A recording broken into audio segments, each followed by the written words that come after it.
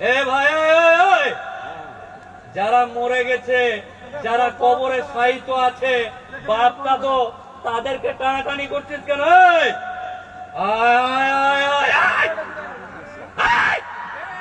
উম্মতে মুহাম্মাদের একটা চুল বেকা করতে পারবে না, মরা মানুষের কবর নিয়ে টানাটানি করছে। ওয়াকাফ সম্পত্তি আমরা কোনো মতেই, আচ্ছা আমার বাপ আর আমার দাদু এলাকাতে চাঁদা তুলে, ধান তুলে আল্লাহর ঘর তৈরি করলো, মসজিদ তৈরি করলো।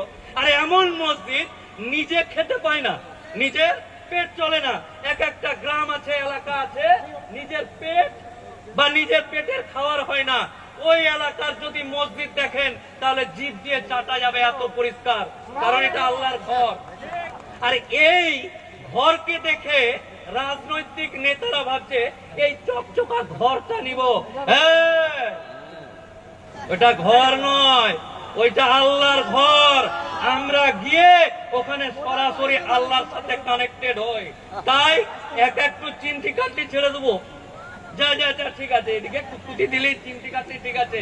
আল্লাহর ঘরকে নিয়ে যদি কেউ চক্রান্ত করার সৃষ্টি করবে, আচ্ছা মানুষ কি মনে করছে, রাজনৈতিক নেতারা কি মনে করছে, আমি বুঝতে পারছি না। আপনারা বুঝতে পেরেছেন কিনা আমি জানি না।